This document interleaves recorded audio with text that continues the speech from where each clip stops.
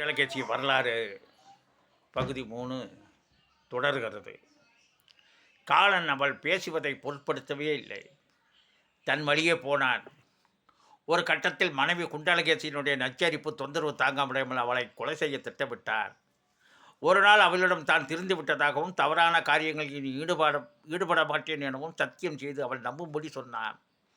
இதை கேட்டு புன்முறுவல் பூத்த குண்டலகேசியிடம் காலன் சொன்னான், குண்டலகேசி, உன் மனம் மகிழ்ச்சியாக இருப்பது எனக்கு மகிழ்வை தருகிறது. வா, நாம் மனம் களைப்பார அந்த மலைக்கு போவோம், மனம் விட்டு பேசுவோம், வா என் அன்பே என்றார். பதிசொல் தட்டாதவளே பதிவிரதை. குண்டலகேசி காலனுடன் மலைக்கு போனால் காலன் அவளிடம் இனிக்க பேசிக்கொண்டே மலை உச்சிக்கு அழைத்துச் சென்றான். குண்டலகேசி புரிந்து கொண்டாள். ஆஹா, நயவஞ்சத்துடன் தான் தன்னை ஏமாற்றி கொலை செய்வதற்காக காலன் அழைத்து வந்துள்ளான் என்பதை உணர்ந்து கொண்டாள். ஆனால் வெளிக்காட்டி கொள்ளவில்லை. மலை உச்சிக்கு போன பின் குண்டலகேசி, உன் இஷ்டத்தை வைத்து வேண்டிக்கொள், உனக்கு ஒரு அதிசயத்தை காட்டுகிறேன் என்றான். அதாவது கண்ணை மூடி வேண்டும் பொழுது அவளை கீழே தள்ளி கொண்டு விடலாம் என திட்டம் வகுத்திருந்தார். குண்டலகேசி காலனிடம், சுவாமி, எனக்கு நீங்கள் தான் தெய்வம், உங்களை 3 முறை வலம் வந்து வணங்குகிறேன் என்றால் காலன் குண்டலகேசியை ஏதுமறியாத பெண் என எண்ணி உள்ளுக்குள் நகைத்து கொண்டான். அதன்படி குண்டலகேசி கணவன் காலனை 2 முறை வலம் வந்து 3வது முறை வலம் வரும்போது அவன் அசந்த சமயத்தில் அவனை மலை உச்சியிலிருந்து தள்ளினான். காலன் அடிபட்டு பலத்த காயங்களுடன் கீழே விழுந்து இறந்தார்.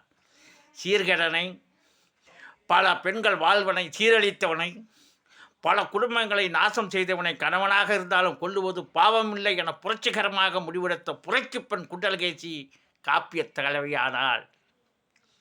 பின்னர் துரதிருஷ்டசாலி பெண்ணான குண்டலகேசி பிக்குணியாக ஆசையே அத்தனை துன்பங்களுக்கும் காரணம் என்ற புத்தரின் போதனையை உலகெங்கு பரப்பி அவருடைய திருவடியை எழுதினாள்.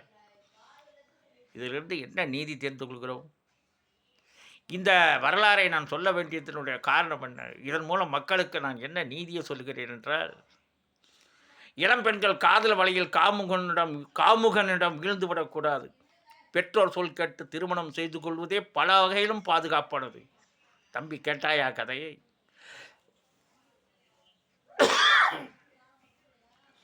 கண்டதும் காதல், கொண்டதும் கோலம், அறியா பருவத்தில் புரியாத வயதில் பால் உணர்வால் உந்தப்பட்டு காமுகனிடம் கயவனிடம் சிக்கி சீரழியாமல் இருக்க சமூக அக்கறையோடு ஒரு விழிப்புணர்வை ஏற்படுத்தவே இந்த கதையை கதைத்தேன். என்னதான் கணவன் கொடியவனானாலும் கணவனை மனைவி கொண்டதை அக்கால மக்கள் ஏற்காததினால் 50 காப்பியங்களில் ஒன்றான குண்டலகேசி தமிழ் மக்களின் வரவேற்பை பெறாமல் வெளிச்சத்துக்கு வராமல் முடங்கிவிட்டது என்பது உள்ளங்கை நெல்லிக்கனியாகும்.